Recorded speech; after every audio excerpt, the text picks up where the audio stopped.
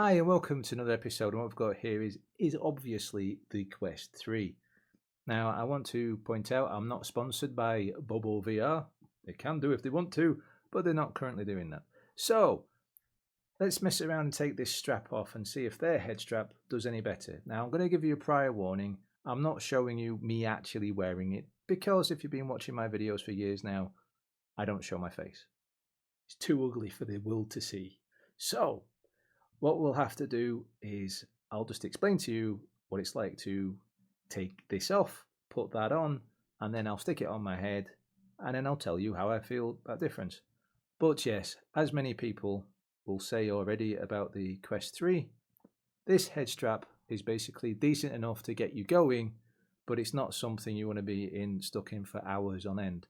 I have a relatively big head. These bits at the back, though better than the Quest 2 design, actually sort of rest in the back of my bald head, because these bits here actually feel like hard plastic. So it's not very nice. If it had been better if they had just left it with no plastic in there at all and just slide backwards and forwards. They're not plastic, they sure do feel like it because they are hard. Now, let me take this off then. So I've never actually taken this off. I just put it in place. So I know that this part has to come off, and then you feed this through, and then you gently pick a side and then push away. So I recommend doing it that way. I'll do it, what I've said on this side is hold it, press this here as if it's a tab to press away, and it'll pop away. And it's that easy to remove it, instead of what I've seen other people do, wrangle it and because that's why I attacked it a slightly different way, because the way that I've seen they're doing it, I've actually seen people snap these off already, which is not nice when you spend $400, £400, $600, £600, depending on what version you have purchased. So let me just put this to one side for now, and let's get inside here. So what we're here to have a look at is the BOBOVR M3 Pro head strap. This one comes with a battery. Don't tell me about the battery, I know. I'm going to get to talk about that in a little bit later. Sides of the box, nothing particularly interesting. I bought this through Amazon when they happened to have some here in the UK. They seem to be coming into stock, going out of stock. Other people are buying them directly from BOBOVR. I recommend having a check on Amazon, because if you don't actually like it for your size of the head, it'll be far easier to return it, because obviously you don't get to play around with it until you do. So let's cut through this little tab here. I know I'm just raking at it. I've lost my scissors for now.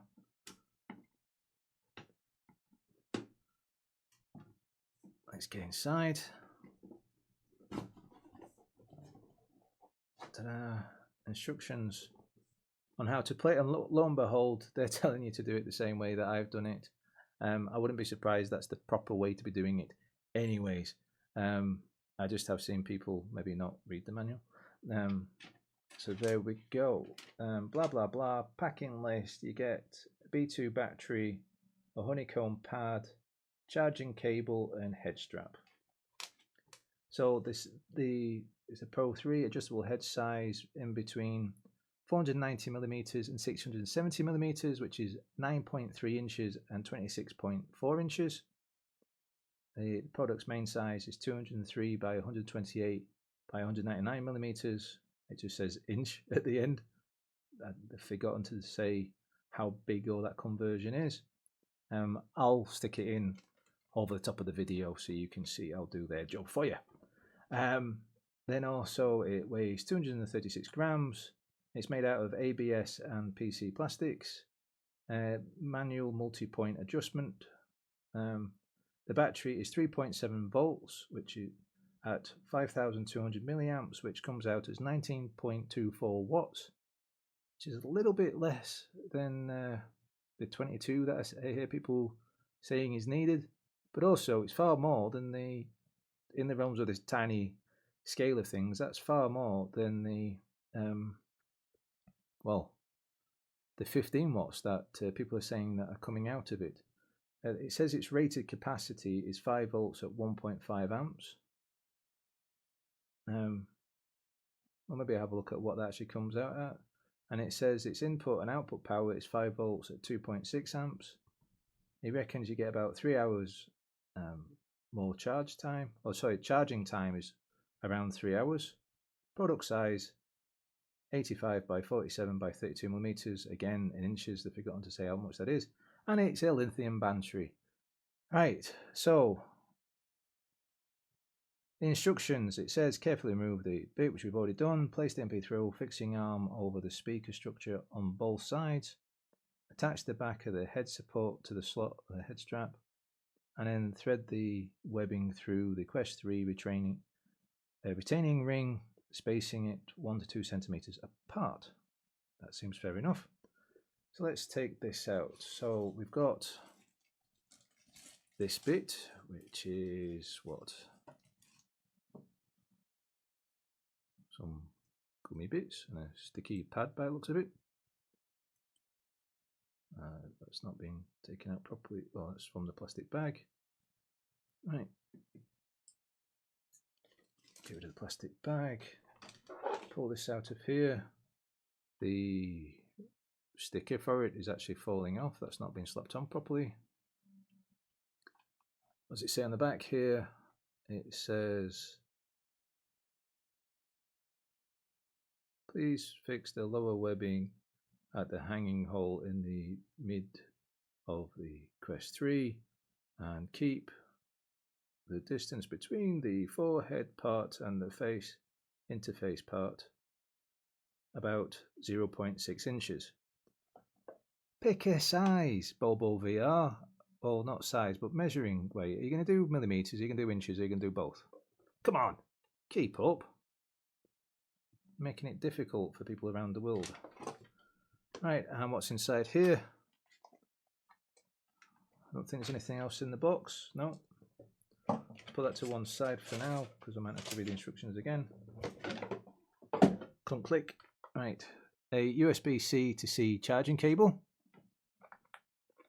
A BOBOVR battery pack compatible with the Quest 3 something or other. It's just telling you about the battery, it seems. Fair enough. And then the battery itself. Just heavy little thing.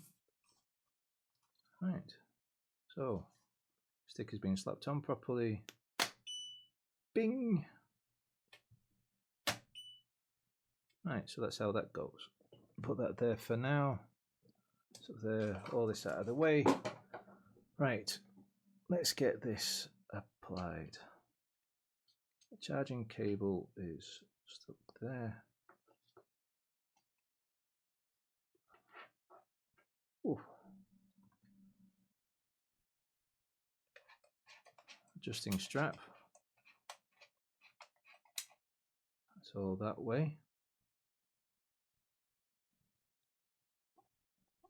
Bits of plastic. Right. This lower webbing needs to go inside there, but it said to do something a bit different, didn't it, before? Let's get the cardboard box back up again. Smack, smack, smack. Right. It is telling me place the M3 Pro fixing arm over the speaker structure on both sides. Right. Let's start with that side.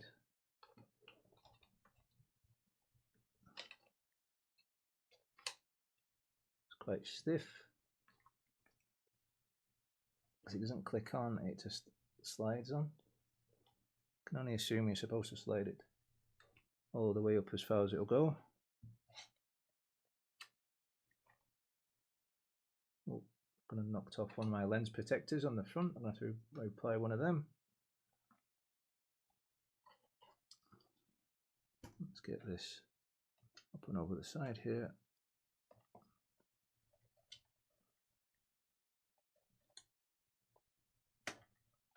There we go.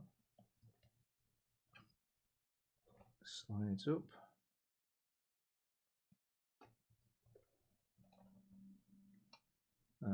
don't want to slide it too far because obviously there's the holes for the speakers.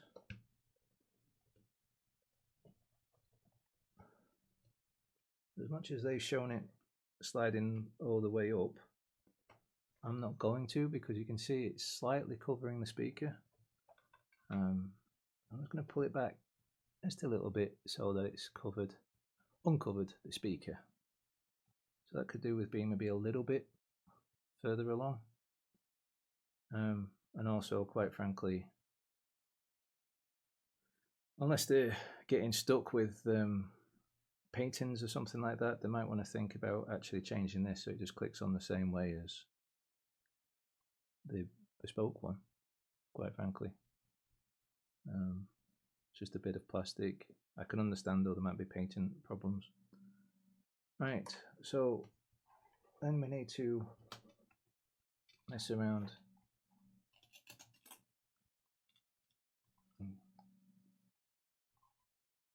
Get that to go in there. I mean, seriously? Really? Where is that supposed to go?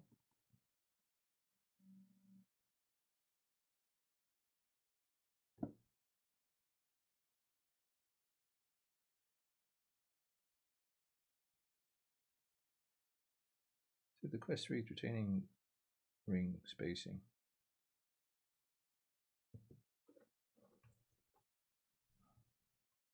That's supposed to go in there. Dear me, I'm not so sure that's an easy one to do.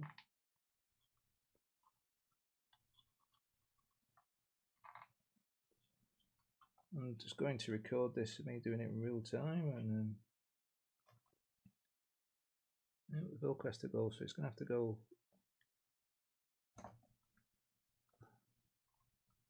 I don't know. It does have to go through the top and then through the bottom.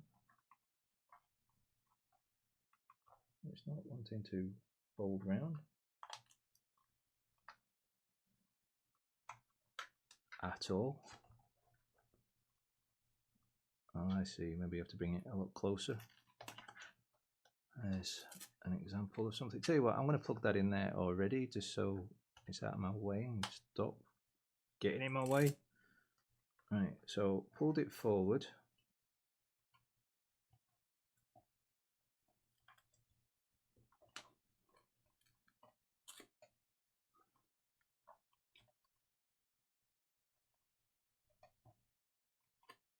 Right, I'm going to try to kill that round a little bit.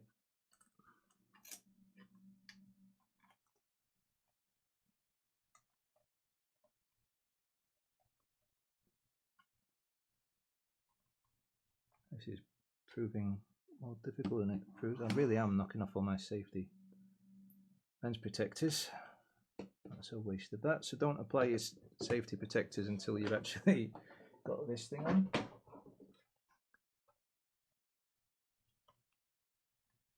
This thing's really not wanting to fold round.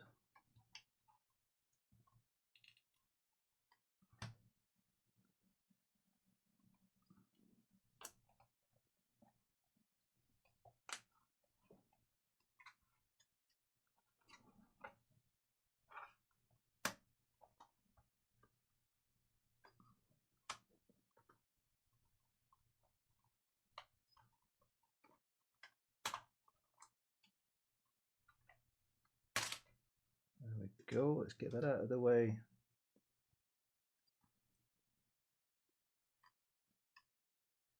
Try again.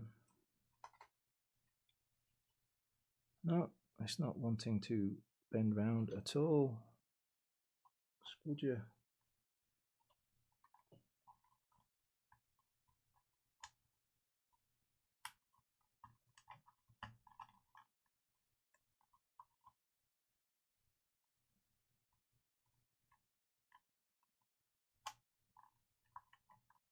There we go.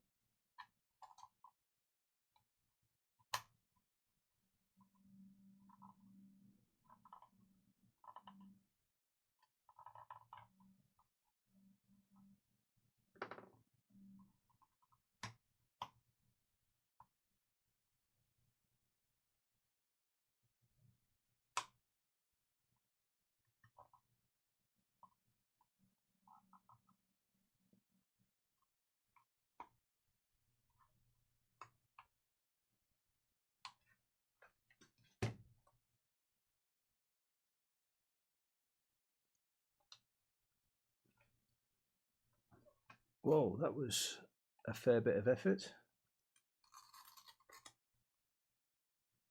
Just doing it so that it's just there. Let's get this back on again. So I highly recommend taking this off first. Pop that all back into place again. I've expanded that out as large as it'll go now. And this is the bit, as I said to you, that... Oh no, there's still more stuff to do, isn't there? What was this bit? What was that?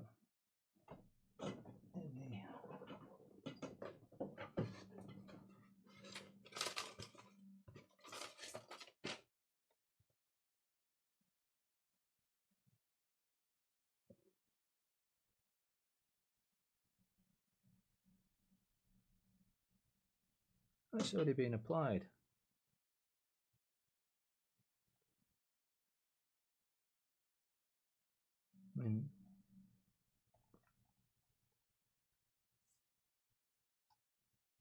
I see. This is if I want to... Yeah. If I want a rubbery back, I can put them on. And if I want this stuff, I just leave it as is. So I'm going to just leave it as is.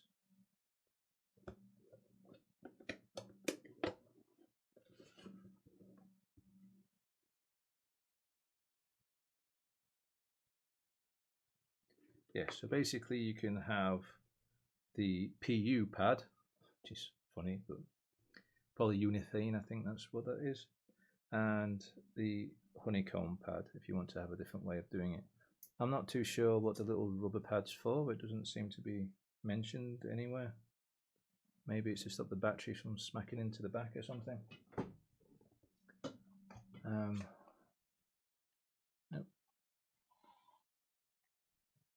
So they've still got like a design here as if they were going to have one going up over the top.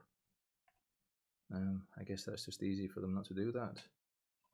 We'll keep that through here for the battery. And then for the battery, it goes bing at the back. So I'm just going to stick it on my big noggin and see if it's worthwhile. The plastics, in the meantime, they're a bit bendier than the Elite pad that I've used before on the Quest 2, which means it's basically it's got a bit of give, which is a good thing. There is this point here, so when you're actually wearing it, you'll be able to flip it up, basically stick it on your face, and then pull this back over the back of your head. I think that's the whole idea of it. So I'm going to try doing that now. And I realise you're not getting to see that, but I've already explained that bit. So sticking it on the front of the face, it's all a bit wobbly with the how far I've put the extension out. You can hear the clicking as it comes to my face. I'm going to turn the device on now to make sure that it's all nice and snug on my face. Now I'll tell you one thing that's different. Let's get this thing actually turned on. At first it was just telling me the battery charging. There we go.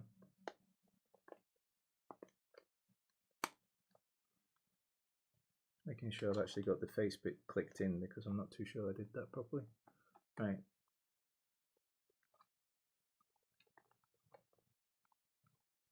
Now that it's on my face, I can actually tilt it better than what I could do with the stock strap, so that I have less light leakage around my nose. I still have a fair bit. I'm going to have to try to find something for that, but that's just the way that my face is with fitting these sort of things. Yeah. It doesn't feel heavy at the back of the head. If anything, it helps balance out the headset itself. Now I can feel pressure on the front of my forehead because of that ring bit at the front, and then the two little pads that sit up on top are snug on the top of my head. Now I can think that with this sort of headset and this sort of materials, I will end up with sweaty patches because of the way this sort of material will be against my bald head. So I might actually be better off with the honeycomb. It'd be nice if you could actually get honeycomb for these bits. If you can get them separately, they need to make more of a big deal out of it that it's possible. Instead of just giving the honeycomb for the back of the head, because when you've got a bald head, this sort of stuff goes straight on there and quite frankly gets a bit sweaty pretty much straight away, just because that's the way it is. As for fitting, it seems fine. Now the bit I wanted to mention about was with the battery. As I say, I've read that people are not happy with the battery time. Supposedly if the headset's fully charged and the battery's fully charged, it will give you a bit of extra time. But the problem is that it doesn't keep it going as well as, say, maybe like the Elite strap does or something like that. Now, it's only rumours, but I have seen that BOBOVR are saying that they're going to bring out a better battery. I don't really know what that's going to do with them, because I don't know how the battery is actually sending the power out. Is it straight through the headset, as in this is just a bunch of wires, and the control and everything like that is actually on here? Or is it that the battery control, the power, is inside here, and that's how it's being delivered to it? The point is, though, if I actually get extra time playing at all, that will be nice. So you'll have to read reviews and see the reviews of people that are actually working this through and making sure how much the battery does and everything like that, because I'm not doing that kind of testing, because really all I was after was the headset. And here in the UK at the time, I couldn't get the headset without the battery. So I bought the battery version. I'm obviously going to be peeling off this because I don't need that on there, if I can actually get my hands to work. There we go, it peels off nicely, doesn't leave any sticky residue. Well, this is the bit where it goes a bit downhill. I've been using it for a few days, and the problem is, well, basically what other people have been having problems with as well after I've sort of spoken about it to other people. Some people have described coil whine. That's not good enough. With any battery pack being connected to the Quest 3 or the Quest 2, whichever, you don't want coil whine happening. It's not normal, because it doesn't have to happen. Ever so faintly, maybe you could put up with, especially if you wore headphones at the same time. The problem is that not everyone wants to use headphones or earphones. They want to be able to use the speaker straight out of the headset itself. Now, what I'm talking about though is not coil whine. I know the difference. I've been playing around with computers for donkey's years. Believe me, I know what coil whine is. The problem is that when connected to the headset, the Quest 3 actually makes a buzzing stroke clicking sound, and it progressively gets worse. At first I didn't hear it, then it got a little bit worse and I was like, oh, is that okay? Then I was wondering, had I actually plugged the plug in properly? Had it been knocked or something like that? That made no difference. It feels like it does at first, because like you disconnect it and put it back in again and it seems fine. But actually after half an hour, it gets worse and worse and worse, to the point it doesn't matter how long it's been plugged in, it'll start happening instantly as soon as you plugged it in. Now, to recognize the sound, I recommend you go to the front menu system and then mute the headset. So, if you've not got pass-through going, you've not got the sound from your, the virtual living room, the virtual, I don't know, space station or whatever it is that you've got going on, have that muted, and then just listen. And then you'll notice that the sound isn't coming from the back of your head. It's not coming through the sounds of spaceships flying by or whatever. It's coming from the front left of the headset, which is where the battery is connected to the Quest 3. And it's a clicking sound, a buzzing sound, and it gets worse and worse and worse.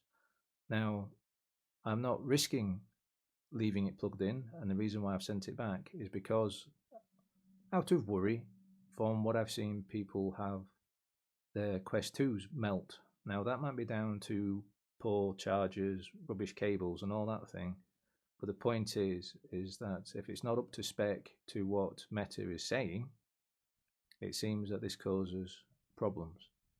So I'm not going to risk it with a brand new headset, you know, spend a lot of money on it and everything like that. And I'm not going to find out the hard way that Meta doesn't want to refund the money because I used a third-party company. That's what I'm after.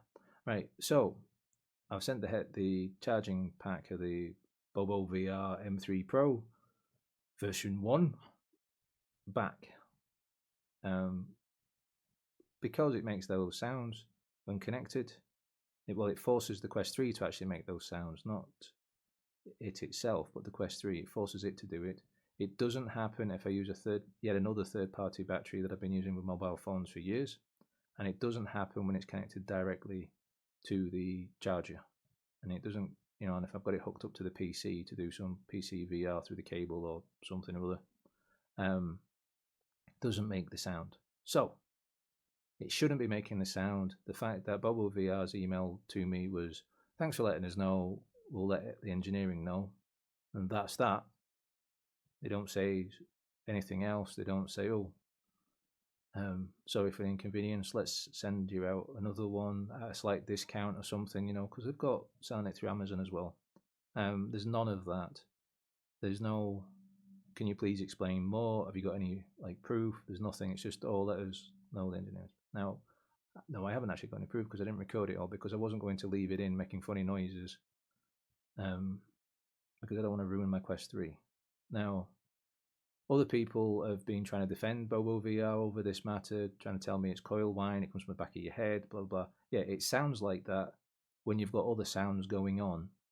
If you mute, as I say, though, you do realise that it's coming from the front left and it's coming from the USB port of the Quest 3. So, sadly, with all that, as much as I've shown you the rest of the video, I'm having to say, do not buy this, find a different get-up. Now, I've bought a different strap affair for the headset that doesn't include a battery, and basically I'm going to sit by for a while until the different companies making batteries pull their fingers out and actually make sure that their stuff is one, quality, and two, does exactly what it says on the tin, as in it's supposed to do. It needs more wattage and it needs to be safe. It needs to be not making noises. They need to be, if they do end up with coil whine and all that sort of stuff, they sort the customers out for a free